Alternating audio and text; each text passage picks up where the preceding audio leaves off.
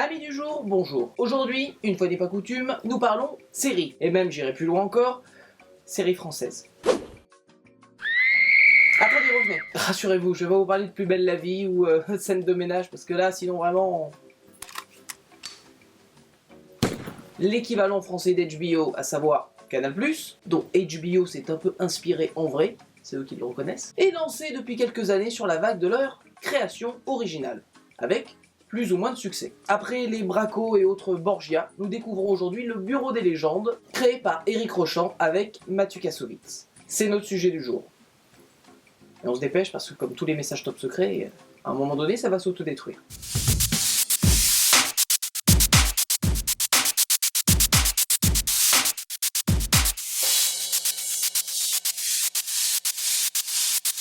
Présente Guillaume de Bailly, que vous connaissez mieux sous le nom de Malotru.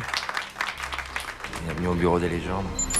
Cette série, je vais vous la résumer rapidement. On est ici dans le croisement français entre Homeland, avec Claire Danes, et Légende, avec Sean Bean. La première, vous en avez probablement entendu parler, ça fait quand même un moment qu'elle tourne, elle a eu au moins un gros moment de popularité, elle est toujours d'actualité. Et Légende, c'est une petite série plus ou moins connue avec Sean Bean, donc, et dont le Bureau des légendes partage plus ou moins le même sujet, mais pas exploité sous le même angle. Une légende, et dans le contexte de l'espionnage, la fausse identité que prend un agent en mission, ou comme il l'appelle ici, un clandestin. Mathieu Kassovitz interprète Malotru, un clandé tout juste revenu de mission. De retour au pays, il devra gérer une crise, tout en assumant les conséquences inattendues de sa précédente mission. Deux intrigues séparées qui forment au bout du compte le fil rouge de la série. Déjà, premier point positif, reconnaissons que les deux intrigues sont parfaitement articulées, même si certains pourront trouver le tout un poil longué.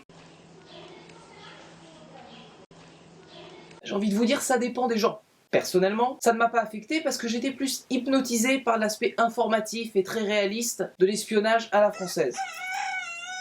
Ça fonctionne, c'est juste une question de comment vous percevez le temps dans la série. Bon après, si vous regardez beaucoup de séries américaines, on va maintenant parler du sujet qui fâche, celui que vous attendez probablement, l'acting.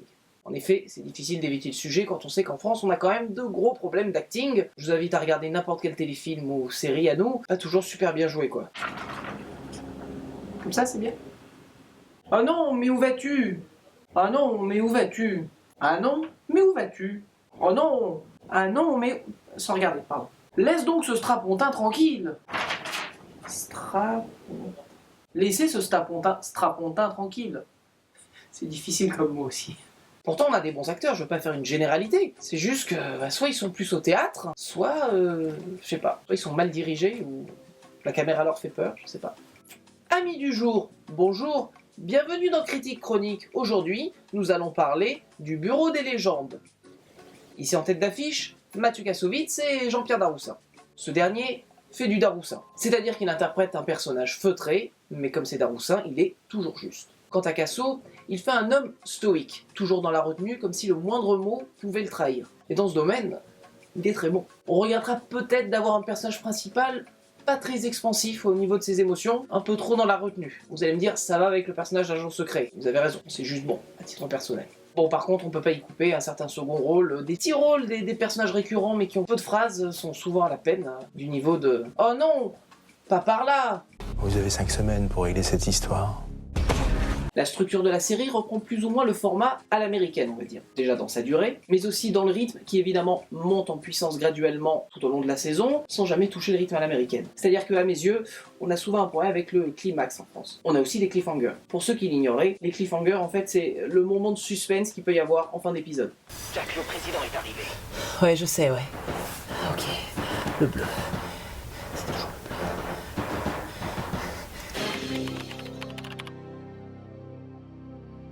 Après attention, je compare pas avec les États-Unis pour dire c'est ça qu'il faut qu'on fasse. Non, je dis juste que c'est à nous de trouver notre touch pour qu'on soit aussi palpitant qu'un épisode d'urgence ou de Lost. La réalisation est discrète, sans tentative particulière de mise en scène. Ce qui nous donne quelque chose de très feutré, très collé au personnage, au point qu'on a l'impression qu'on est tellement proche d'eux qu'on va savoir leur numéro de sécurité sociale. Mais paradoxalement, ça colle aussi pas mal à l'histoire, puisque ça nous amène une sorte de tension supplémentaire déjà apportée par la narration. C'est de l'espionnage, donc il y a un peu ce contexte de à qui on doit faire confiance, où est-ce qu'on va, qu'est-ce qu'on fait. Éric Rochant est déjà connu pour la série Mafiosa, qui connaît un grand succès sur Canal+, aussi une création originale, et l'excellent film d'espionnage Mobius avec Jean Dujardin et Cécile de France, que je vous conseille.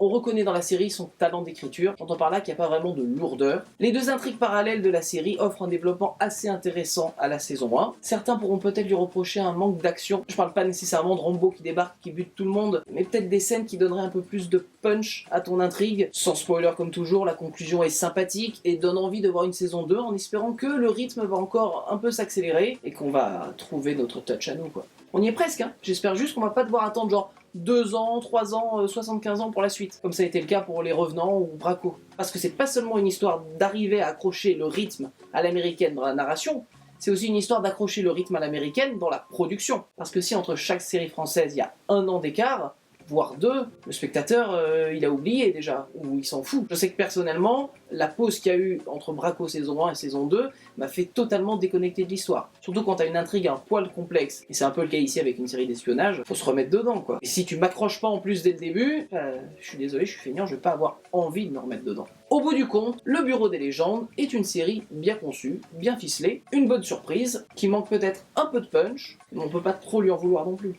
Et à nous.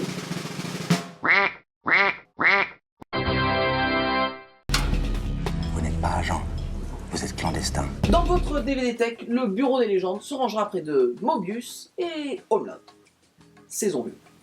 Avant de vous souhaiter le bonsoir, amis du soir, 2 choses. Numéro 1, on a passé les 200 abonnés sur YouTube et merci, encore une fois. Ça fait évidemment partie des choses qui me motivent, qui me donnent envie de continuer à faire plus de critiques, à vous donner aussi des choses différentes, et ça on en reparlera. Sans trop vouloir faire de la pub, n'hésitez pas à partager mes vidéos. Je suis pas regardant, hein. Vous choisissez celle que vous préférez. En parler autour de vous, que ce soit virtuellement ou du bouche à oreille. J'espère qu'on va pouvoir continuer comme ça et être de plus en plus nombreux, que je puisse aussi vous poser des questions et quel film vous aimeriez me voir critiquer ou même quelle série. Qu'on soit un peu plus interactif. Pour ça, c'est bien d'être plus nombreux, vous m'avez compris. Encore une fois, merci, merci, merci. Et deuxième chose, évidemment, c'est que critique de série d'espionnage oblige, je suis obligé de vous dire que cette critique s'autodétruira naturellement dans...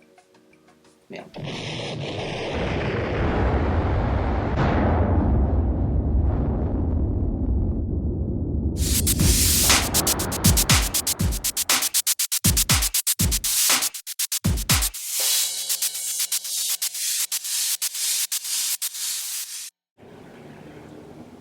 Ah non, mais où vas-tu?